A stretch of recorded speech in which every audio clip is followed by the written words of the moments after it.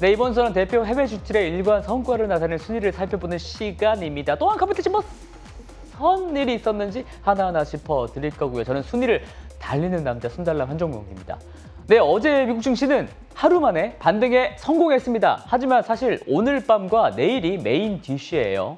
오늘 미국 11월 소비자 물가 지수가 발표될 것으로 보이고 발표할 것이고 내일은 올해 마지막 FOMC 회의가 있기 때문이죠. 간밤에 주가가 오른 것은 좀 물가 상승률이 기대치보다는 좀 적게 나오지 않을까라는 기대 섞인 전망 때문에 그럴 겁니다.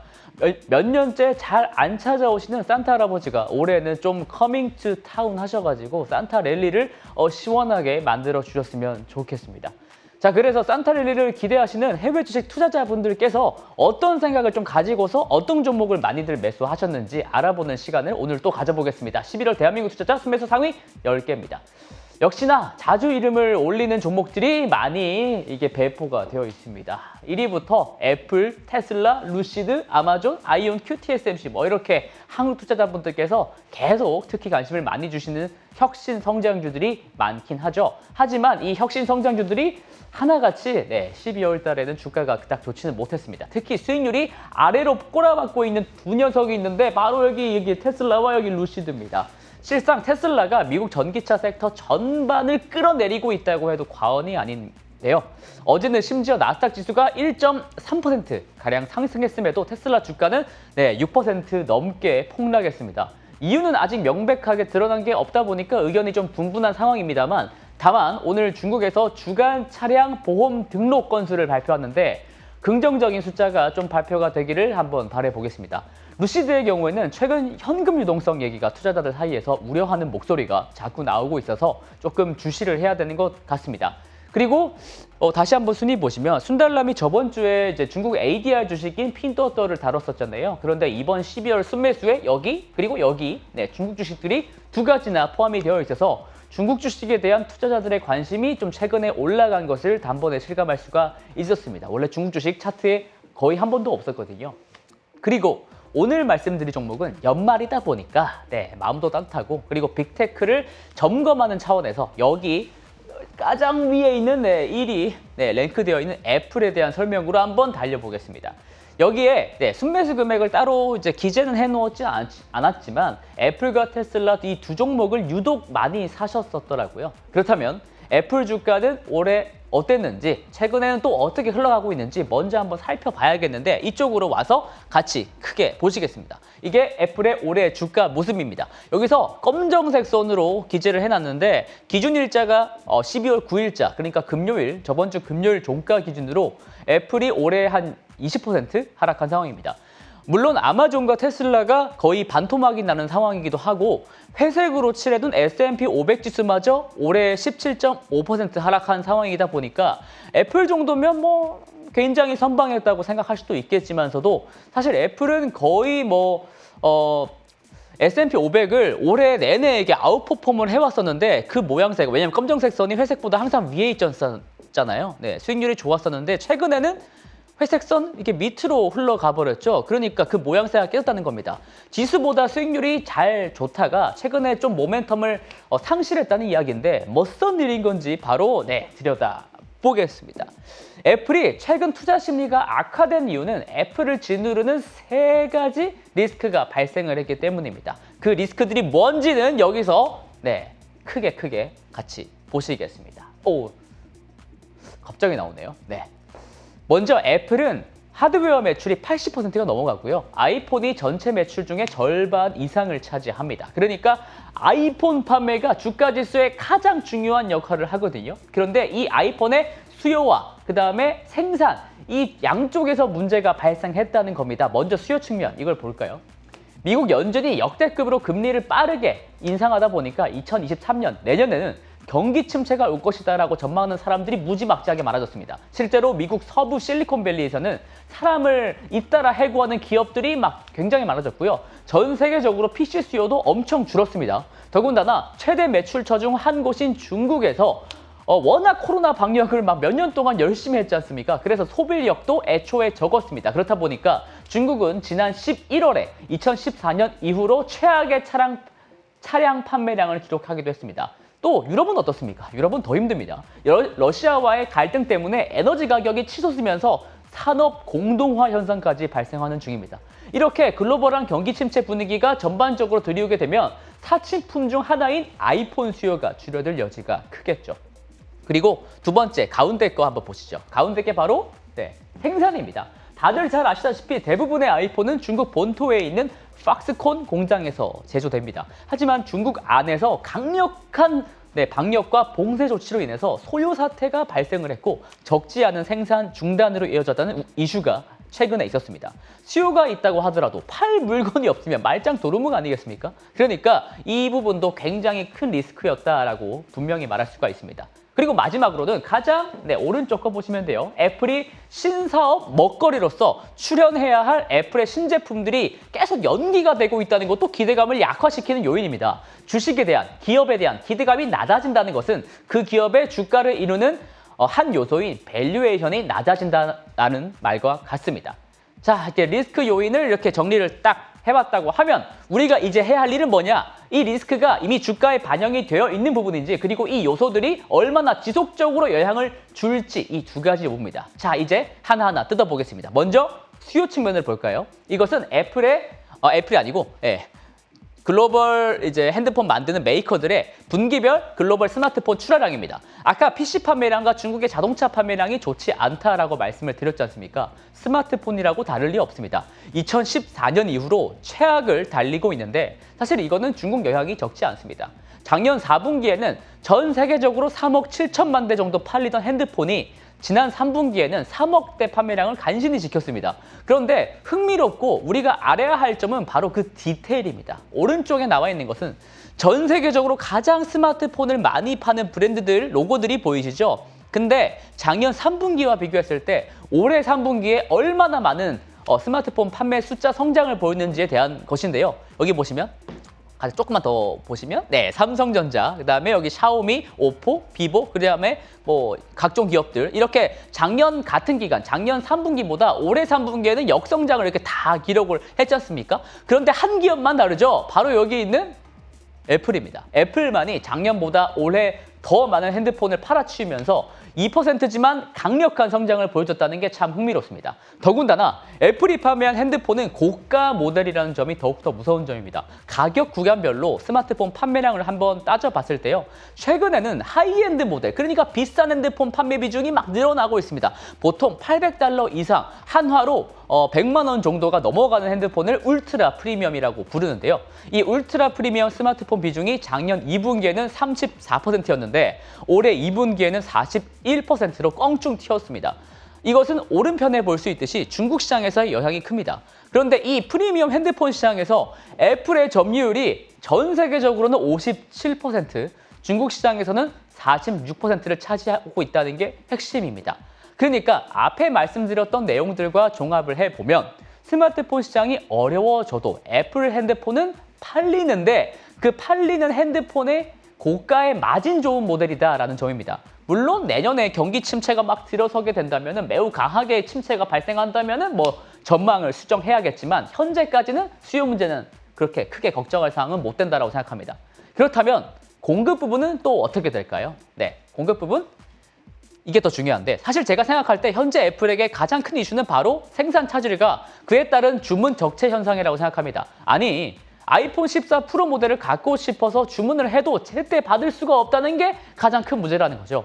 이것은 생산이 원활하지 않기 때문에 그렇습니다. 아이폰 14 제조 중에 80%를 담당하고 아이폰 14 프로 같은 경우에는 생산 중에 85%를 담당하는 애플의 최대 생산 핵심 기지가 바로 폭스콘의 정저우 공장입니다. 평상시에 이 공장에서 20만 명, 가늠이 안 돼요. 20만 명 정도가 근무를 하는데 아이폰의 최대 성수기인 4분기에는 그 고용 규모가 35만 명까지 늘어난다고 합니다. 그런데 이런 핵심 기지에서 정저우 공장에서 11월에 저번 달에 사태가 터져버린 거죠. 외신에 관심 있으신 분들이라면 좀 보셨을 것 같은데 폭스콘 공장에서 막 근무하던 노동자들이 막 바리케이트를 막 넘어뜨리고 회사 담벼락을 넘고 고속도로를 달려가면서 마치 탈출하는 듯한 영상을 보신 분들이 계실 것 같습니다. 그게 바로 중국의 너무나 강력한 방역 정책과 이 폭스콘 공장의 폐쇄 운영 정책 때문에 그랬던 겁니다. 게다가 폭스콘이 전산 오류라고 해명했던 보너스 미지급, 이런 걸 오리를 내면 안 되는데 보너스 미지급 운영 사태까지 생기면서 더욱이 이 사태를 키웠다고 볼 수가 있습니다. 그래서 공장에서 직원들이 대거 이탈했다라는 겁니다. 돈 문제도 역시 껴 있었습니다. 그렇다 보니까 아이폰 생산은 불가피하게 차질이 생길 수밖에 없었습니다. 이에 따라서 월가에서는 아이폰 출하량 전망치를 이렇게 잇따라 줄줄이 낮춰 잡고 있습니다. 이번 4분기에 아이폰 출하량을 기존에는 한 9천만 대 정도로 예상을 했었는데 중국 공장 사태로 인해서 10% 이상 줄어들 것이다 라고 하는 게 요지입니다. 아이폰 공급이 두 자릿수로 줄어들게 되면 자연스럽게 애플의 분기 매출 예상액도 악영향이 있을 겁니다. 그리고 이런 사실은요, 이미 애널리스트의 목표 주가 산정치에 다 들어가 있는 부분들이고, 다시 말하면 주가에는 어느 정도 반영이 되어 있다고 생각합니다. 이제 우리가 생각해야 할 건 이슈의 지속성이죠. 긍정 회로를 그래도 한번 쭉 돌려보면 이렇게도 생각해 볼 수가 있습니다.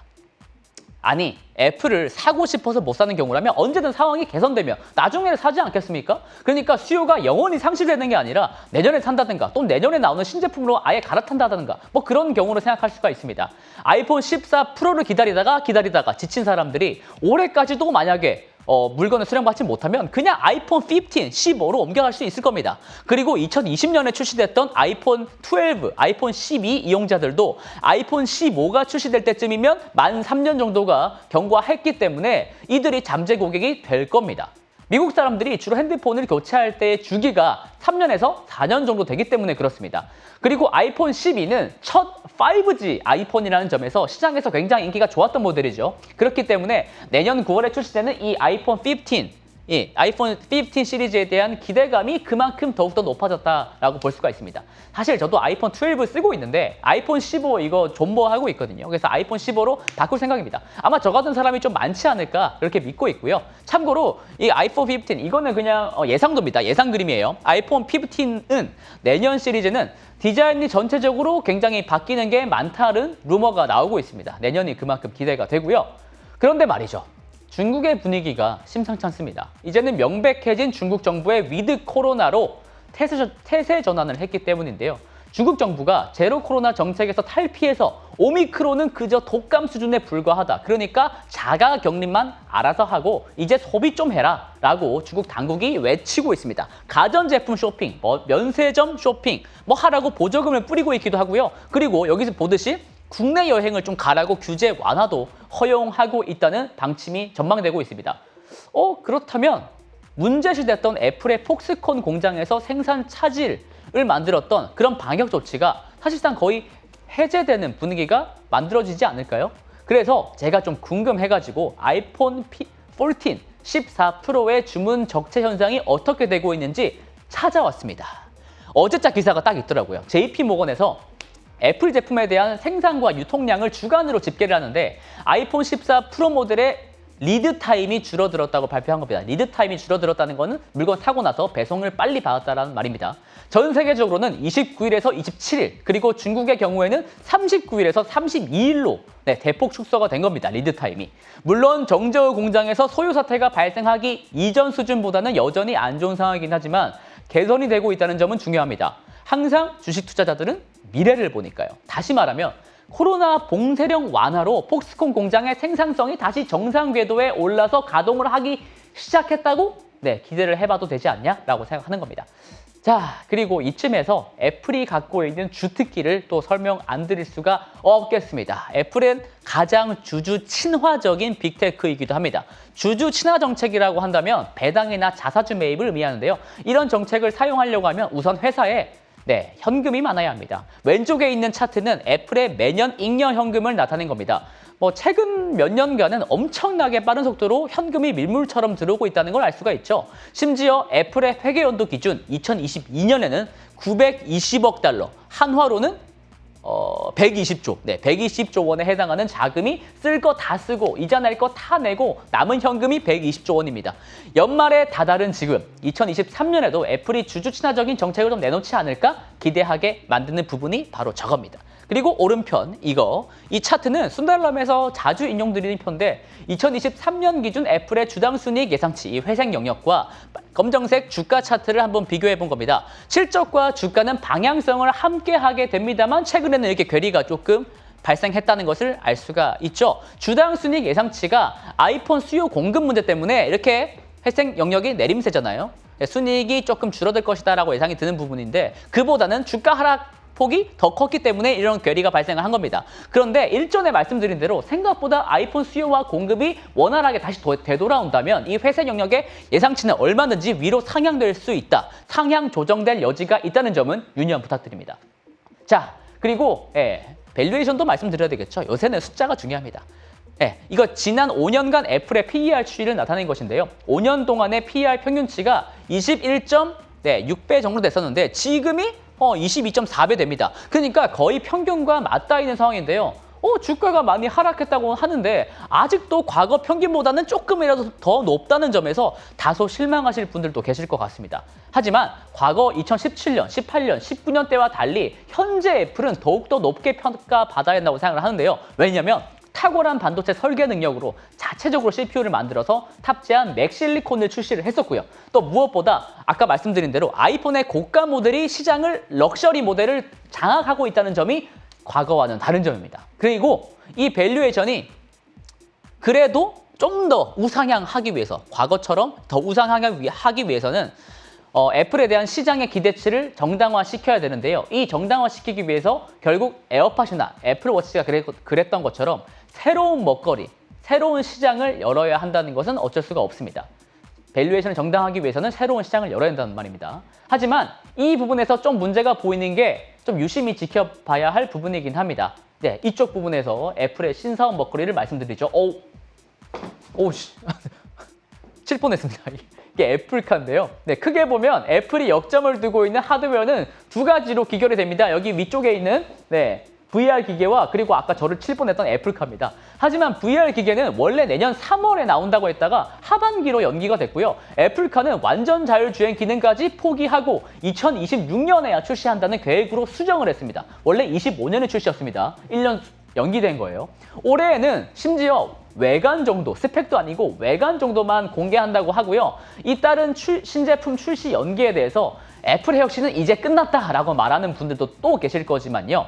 지금의 애플을 만들었던 공신 중에 아이팟이 있죠. 저도 아이팟 들으면서 컸는데 하지만 아이팟 전에는 워크맨도 있었고 한국에 아이리버도 있었습니다.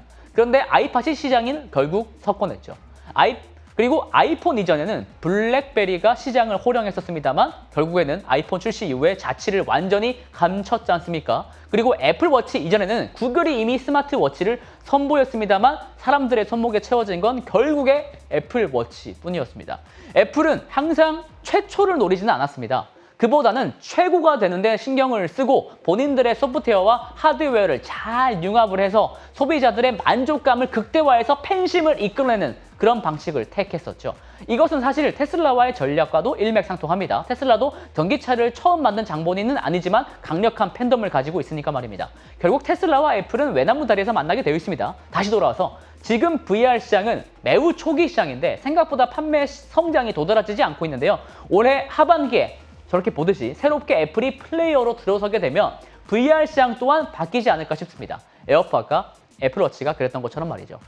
이러한 기대감에 조금 공감을 하시는 분들이라면 현재 애플이 갖고 있었던 밸류에이션이 그리 비싸 보이지 않을 수도 있겠습니다. 저도 이렇게 가상세계에서 계속 방송을 하다 보니까 하루빨리 애플 VR을 좀 사고 싶은데요.